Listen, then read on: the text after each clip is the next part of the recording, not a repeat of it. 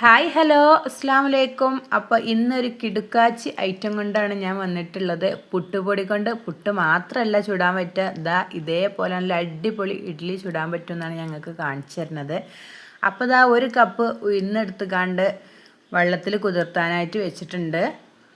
ഇത് നന്നായി കുതിർന്ന് വന്നതിന് ശേഷം നന്നായി കഴുകി എടുത്തിട്ട് മിക്സിൻ്റെ ജാറിലേക്ക് ഇട്ട് കൊടുക്കുന്നുണ്ട്.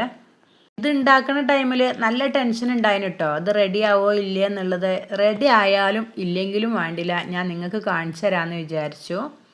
പുട്ടുപൊടി കൊണ്ട് എന്നും പുട്ട് ചുട്ട് കുട്ടികൾക്കും തന്നെ മടുത്തക്കണം കേട്ടോ. എന്നാൽ ഓൽക്കൊരു വെറൈറ്റി ആയിക്കോട്ടെ എന്ന് വിചാരിച്ചാണ് തുടങ്ങിയതേന്നു. ഫ്ലോപ്പ് ആവുമെന്ന് വിചാരിച്ച് ഉണ്ടാക്കാതിരിക്കാൻ പറ്റൂലല്ലോ. ഏതായാലും വേണ്ടില്ല, ഉണ്ടാക്കട്ടെ ഞാൻ തീരുമാനിച്ചു. പിന്നെ ചോറ് ഇട്ട് കൊടുത്തിട്ടുണ്ട്. ചോറിന് പ്രത്യേകിച്ച് അളവും കാര്യങ്ങളൊന്നും ഞാൻ ഇവിടെ എടുത്തിട്ടില്ല. ഞാൻ എൻ്റെ ഒരു ഇഷ്ടത്തിന് അങ്ങനെ കുറച്ച് ഇട്ട് കൊടുത്തു എന്നുള്ളൂ. ഇത് സാധാ ഹോട്ടലൊന്നും ഇല്ലാത്ത നല്ല കുറുവേരി ആയതുകൊണ്ട് തന്നെ ഞാൻ കുറച്ച് ഇട്ട് കൊടുത്തിട്ടുണ്ട്. പിന്നെ ഒരു വലിയ സ്പൂണിന് കുറച്ച് പഞ്ചസാര ഇട്ട് കൊടുത്തിട്ടുണ്ടായിരുന്നു. അതിൻ്റെ ഒപ്പം നിൽക്കാൻ പാകത്തിന് കുറച്ച് വെള്ളം ഒഴിച്ചു കൊടുത്തിട്ട് നന്നായിട്ട് അങ്ങോട്ട് അരച്ചെടുത്തിട്ടുണ്ട്. ഞാനിതിന് പ്രത്യേകിച്ച് അളവും കാര്യങ്ങളൊന്നും നോക്കിയിട്ടില്ല. ഞാൻ എൻ്റെ ഒരു ഇഷ്ടത്തിന് ഒരു അളവിന് അങ്ങനെ, ഞാൻ എപ്പോഴും ഇഡ്ഡലിയൊക്കെ ഉണ്ടാക്കണ ഒരാളായതുകൊണ്ട് തന്നെ ഞാനങ്ങനെ നമ്മളൊരു കമ്മട്ടെന്നൊക്കെ പറയാമല്ലോ, ആ ഒരു രീതിക്കാണ് ഞാൻ ചെയ്തിട്ടുണ്ടായിരുന്നത്. പക്ഷെ നിങ്ങളങ്ങനെ ചെയ്യേണ്ട, നിങ്ങൾക്ക് ഞാൻ അളവും കാര്യങ്ങളൊക്കെ ഞാൻ പറഞ്ഞുതരാം. 1 കപ്പ് ഉഴുന്നിന് 2 കപ്പ് പുട്ടുപൊടി എന്നുള്ള അളവിൽ എടുത്താൽ മതി. അപ്പോൾ നന്നായിട്ട് പേസ്റ്റ് ആക്കിയിട്ട് നമ്മൾ ഉഴുന്നും ചോറും കുറച്ച് പഞ്ചസാരയും കൂടി കൂട്ടി അടിച്ചിട്ട് ഈ ഒരു രൂപത്തിലാക്കിയാണ്ട് എടുത്തിട്ടുണ്ട്. ഞാൻ അപ്പോൾ ഇതൊക്കെ നല്ല ഉഷാറിൽ നിങ്ങളോട് പറയുന്നുണ്ടെങ്കിലും കൂടിയിട്ട് ഈ പുട്ടുപൊടി ഇട്ടുകാണ്ട് ഈ കുഴക്കണ ഈ ഒരു സ്റ്റേജ് ഉണ്ടല്ലോ, ഞാൻ ഒരുപാട് ടെൻഷൻ അടിച്ചൊരു സ്റ്റേജാണ് കേട്ടോ. എൻ്റെ പുട്ടുപൊടിയും പോയി കിട്ടി, ഉഴുന്നും പോയി കിട്ടിയെന്ന് ഞാൻ കരുതിയതാണ്. എത്ര വെള്ളം പാർന്നിട്ടും പുട്ടുപൊടിയല്ലേ, പുട്ടുപൊടിയൊക്കെ എങ്ങനെ വെള്ളം പാർന്നാൽ കാണുമോ? എത്ര വെള്ളം പാർന്നിട്ടും ഇതിങ്ങനെ പൊന്തി പൊന്തി ഇങ്ങനെ വരിക എന്നല്ലാതെ ഇതിക്ക് വെള്ളം പാർന്നൊരു ചേലേ ഇല്ല കേട്ടാ.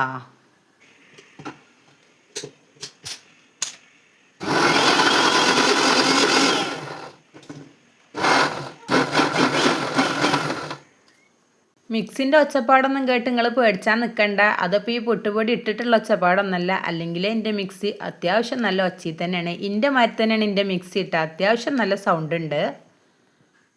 അത്രയും ഞാൻ വെള്ളം പാർന്ന് വെച്ചിട്ടും നിങ്ങൾ കണ്ടില്ലേ, എന്നിട്ടും അത് ആയിട്ടില്ല. പിന്നെ ഞാൻ അതിക്ക് കുറച്ചും കൂടി വെള്ളം പാർന്ന് കൊടുത്തുകൊണ്ട് ഈ ഒരു രീതിക്കാക്കിക്കാണ്ട് എടുത്തിട്ടുണ്ട്. ഇങ്ങനെ കണ്ടപ്പോഴാണ് കുറച്ചൊരു സമാധാനം എനിക്ക് ആയത് കേട്ടാ.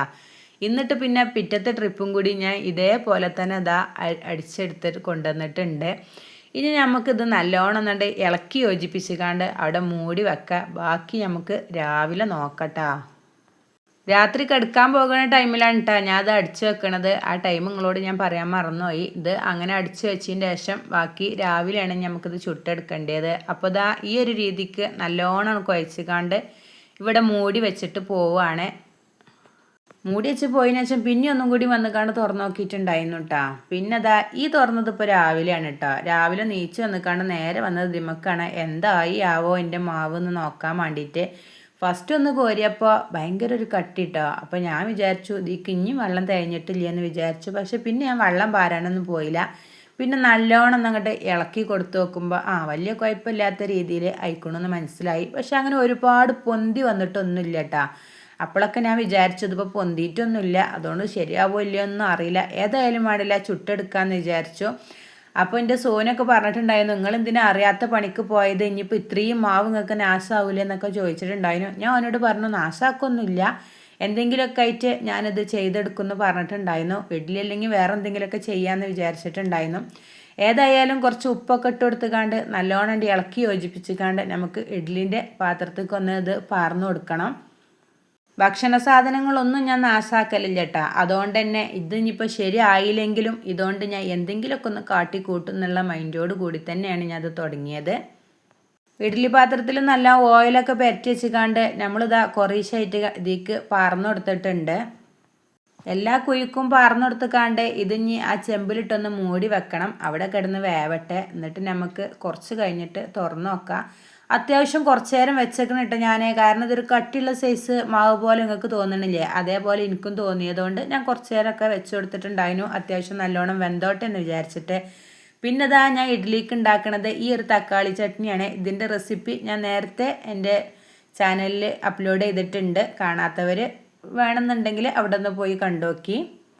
ചട്നി ഉണ്ടാക്കിയ നേരം കൊണ്ട് തന്നെ ഇഡ്ഡലി ഇവിടെ ആയി വന്നു എന്ന് തോന്നിയപ്പോൾ ഞാൻ എടുത്തുകാണ്ട് ഇങ്ങോട്ട് പുറത്തേക്ക് എടുത്ത് വെച്ച് കൊടുത്തിട്ടുണ്ട്. എന്നിട്ട് ഞാൻ അതിമ വെല്ലൊന്ന് തൊട്ട് നോക്കിയപ്പോൾ ഒരു ഒട്ടണ പോലെ ഒന്ന് ഫീൽ ചെയ്തു. അപ്പോൾ ഞാൻ വിചാരിച്ചു പോയി, ഇത് ഫുള്ള് എൻ്റെ കയ്യിൽ നിന്ന് പോയി എന്ന് വിചാരിച്ചു. പിന്നെ ഞാൻ ആലോചിച്ചു ഇതിപ്പോൾ തന്നെ കുത്തി തൂന്ന് എടുക്കണ്ടല്ലോ, കുറച്ച് കഴിഞ്ഞോട്ടെ, ഒന്ന് ആവിയൊക്കെ ഒന്ന് പൊയ്ക്കോട്ടെ വിചാരിച്ച് ചൂടാറാൻ വേണ്ടി വെച്ചിട്ടുണ്ടായിരുന്നു. അപ്പോൾ നല്ല അടിപൊളിയായിട്ട് കിട്ടിയിട്ടുണ്ട്. അപ്പോൾ ഞാൻ ഒറ്റയ്ക്ക് അഭിപ്രായം പറയണ്ടെന്ന് കരുതി മോളുവിനെ വിളിച്ചു കൊടുത്തിട്ടുണ്ടായിരുന്നു. എങ്ങനെയുണ്ട് മോളുവാ?